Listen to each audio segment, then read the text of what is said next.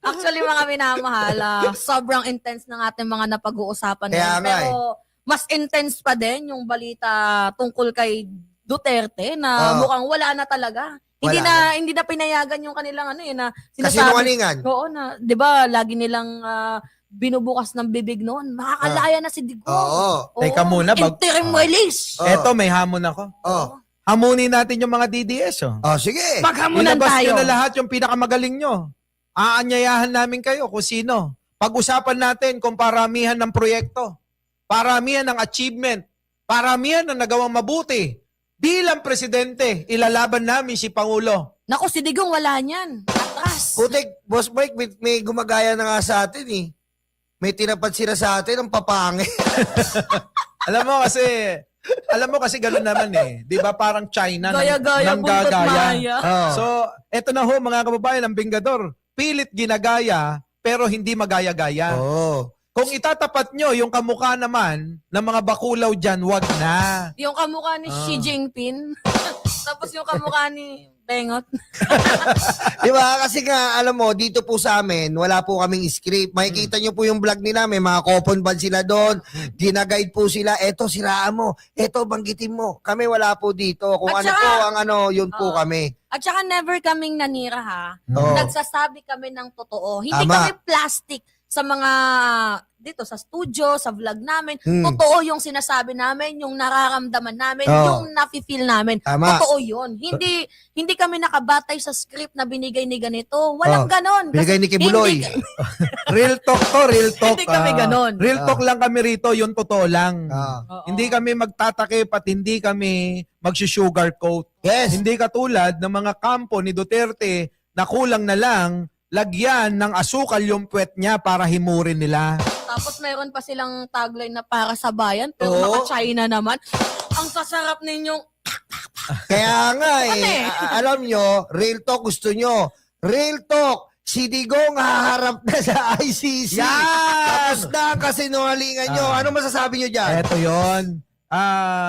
Ang pamilya o ang magkakapatid na Duterte, itong si Pulong Duterte, Sara Duterte, Baste Duterte, isama mo na si Kitty Duterte, na anak ni Digong, at eto naman si Kitty Duterte, anak naman ni Digong kay Hanilet. Anilet. Oo. At eto naman si Pulong ay parang iba rin ang nanay. Oo. At eto namang si Sara Duterte, anak ni Elizabeth. Oo. At ni Baste. Oo. So yan yung magkapatid talaga. Di ba? Ngayon, mga kababayan ko, etong pamilya na ito yung nagpabalita. Di ba? Hindi. Inasawa din ni Hanilet si Digong. Hoy! Na dating asawa ni Elizabeth. Ay, actually, Para lang magkaroon ng idea yung mga tao. Kung ano ba yung Background ng pamilya. Background, pamilya. family background. Di ba? Oo. Ngayon, sino ang nagbalita na ang Digong daw hindi na makakakilala, hindi na makakaalala, Oo. wala nang masabi, kundi parang siraulo na siya. Oo. Kung i-describe ni Sarah, parang ganun eh. Oo, sabi pa Na- nga, kumakain na ng kinakain yung sarili niyang diaper. Di ba? Ganun nila dinidescribe na si Digong. Mm-mm. Ngayon, ito ay pamamaraan para pigilan na humarap sa Yes. hukuman ng ICC Yes. si Digong. Oo. Actually, Ngayon ang nangyari, pinatingin sa mga dalubhasa na manunuri. Yes. Sinabi, okay naman daw. stand to pit. Oo. Hmm. Fit to stand Fit to- trial. Sorry. Fit to stand. Oo. So, ibig sabihin, sinungaling si Kaufman? Sinungaling kasi. Sinungaling talaga. So, Kasi ibig sabihin, sinungaling si Sarah? sinungaling. Pinanganak na sinungaling yan. So, ibig sabihin, sinungaling silang lahat na Eh, nagpapakalat? Pag apelido mo Duterte, sinungaling talaga. Ay, masama Yun na nga. Fit to stand na nga yan. Oo. Kasi sinabi na nga ng mga dalubhasa na ang Digong ay kaya niyang tayuan at kaya niyang ipagtanggol yung sarili niya at kaya niyang mga tuwiran dahil buong-buo pa naman yung isip niya. Alam nyo, Boss Mike and magandang Mima, ganito po kasi yan. Kaya po nila ayaw paharapin si Digong dito po in the international media and the community because they are afraid that the demonic Rodrigo Duterte will be exposed not only in the Philippines, but every inch in the world. Grabe naman sa demonyo. Ano bang gusto mo? Satanic? Pero by the way, Parehas lang naman yun, sabi di ba? ni Digong, 'di ba, lahat ng supporters niya magsama-sama daw tayo sa impyerno. Oo. Hindi, yan po talaga yan. Kasi po, pag nakita po ng international, lahat po, buong mundo, tatalakayin po ang ginawa niyang kahayupan sa sarili niyang dugot kababayan, magkakaroon po ng galit. At yun po ang iniiwasan ng mga Duterte na kumalat. Kaya tinatago nila si Digong. Kaya ayaw nilang matuloy na matuloy ang trial dahil po pag lumantad na po ang ginawa niya sa sariling bayan niya at kababayan niya, kakamuhian na po yung mga Duterte na yan. Kaya nga, ulitin ko uli yung sinabi ko, stand to pit nga. Oh. Ulitin mo. Stand to pit. Oh, yan, bakit ka mo? Pitted. Kasi magugulat ang mga DDS. Oh. Dahil paglabas ni Digong, matagal na lang hindi nakikita. Oh. Mukha ang nasa paanan. Oh, di ba? Mukhang paa. Stand to pit nga. Stand to. Makikita nyo na yung tatay yung karton. Live na live. Oh, sa totoo lang, ang tagal na nilang hindi nakikita yan. Oo. Oh, Buti. di ba? Ang tagal na nilang inaasam. Oh, kaya Hindi, pa balak nila talaga na paabutin niya ng 2028 para nang magamit din nila ng Yes. pagpapaawa effect. Yes. Kasi diba, ang mamamayang Pilipino, mahabagin ng damdamin. Mm-mm. Nakakaawa naman si Digong. Sige, boto ko na lang si Sara. Oo. Diba? Uy, gwapo Inaapi Parang yung ganito. mga Duterte. Uy, gwapo si Bong Revilla, iboto ko to. Di ba ganun yung karamihang mindset ng ibang mga Pilipino? Kaya totoo yan. Oy. Totoo yun. Uy, totoo yun. Kaya wag na kayong magtaka sa pagpapakita ni Digong sa February 23. Oh. Sigurado marami na mag-iiyakan Oh. ng mga membro ng kulto niya. Oh. Kaya kayo, Basta yung iyak, Boss Mike. kaya nga ako hindi na ako magtataka kung mukha niya yung nasa talampakan niya eh. Nyala, patingin nga ng mukhang iyak. Tatay! Betlog ko, korduroy! Pero alam nyo ba Ah. na itong mga DDS sa sobrang panatiko nila, Oh. kulang na lang gahasain nila si Digong yung karton na litrato niya. Grabe. Hindi nyo ba napansin? Boss Mike. Hindi nyo napansin? Putik na yan, oh.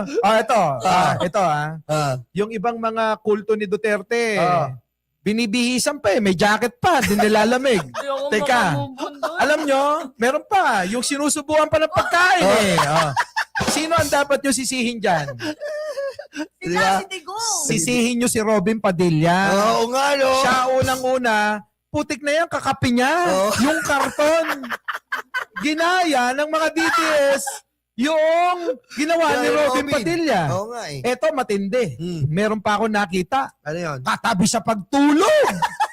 Kulang na lang, sampahan niya eh. Oo. Pag nabasa si tatay, sabihin, tay, wet ka. Uy, I think mga minamahal, meron ng syndrome yung ganyan. Oo, yung kahit karton, tinuturing nila na parang buhay kahit hindi naman. Oo. Parang sakit na yan eh. Aminin nyo to sasabihin ko. Karamihan sa mga DDS nai-inlove yan sa litrato. May ganun. Anong klaseng tao yon? Ano? Di yung mga DDS na bobo. Ay naku, Boss Mike, yari ka, ibig sabihin. Kasi yung litrato mo, binabalandra nila. Baka mamaya, pag nasaan ka din nila. Sabi ko nga sa'yo, ewan ko ba bakit yung mga litrato ko nasa kanila. Masyado na yatang inlove tong mga ito eh. Oo.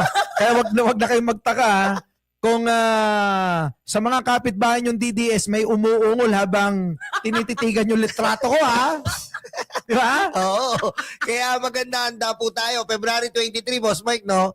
In theaters near you, mapapanood din po sa Netflix, Digong. ICC ni Digong. Mapapanood po yan sa Netflix and showing in theaters near you.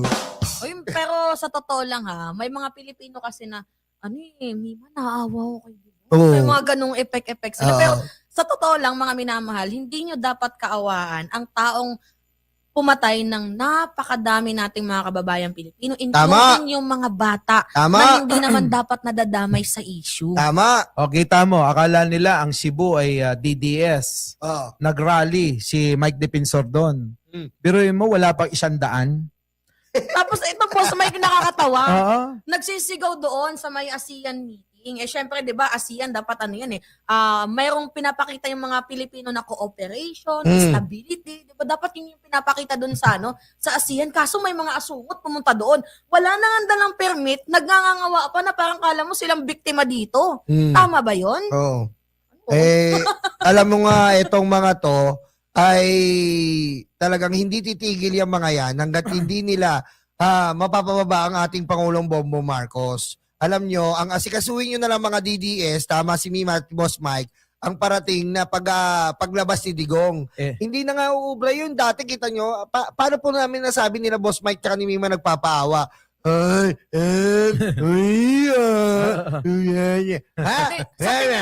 Sa tingin ninyo, yung rallying ginawa ni Mike Defensor, makakatulong yun sa ni Sara Duterte or sa mga Duterte? Sa tingin nyo, makakatulong yun? Speaking of rally, meron na akong bubwit. Basahin ko lang, pwede? Basahin mo na, Boss Mike. Sabi dito, ng ating bubwit, mga kababayan ko, sa taga Cebu. Yan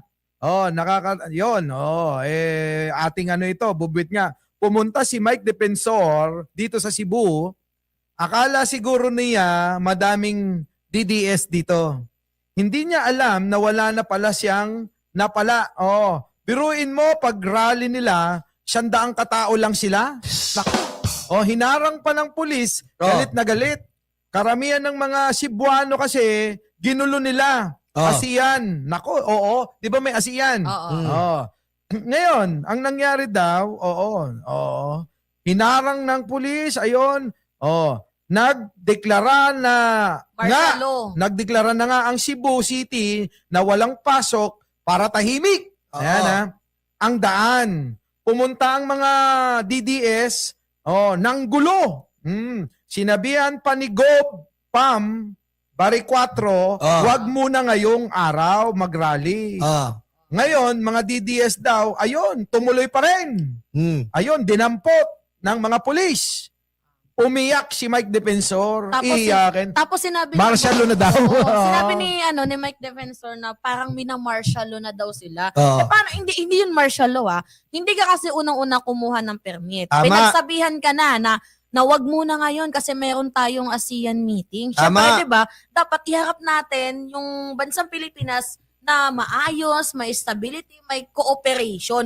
Dapat ganun yung ipamukha natin sa ASEAN 'Di ba? Pero ano yung gusto nyong mangyari? Guluhin. Tapos sasabihin niyo na sinusupil yung karapatan namin na maghayag ng salita laban sa korupsyon na ginagawa ng gobyerno. Pwede naman kayong mag-rally bukas Bakit gusto nyong itaon, sa panahon na kung saan nandyan yung mga dayuhan na tinitingnan yung ating bayan? Siyempre nagpapapansin. Ganun yun. Eto, tanong ko.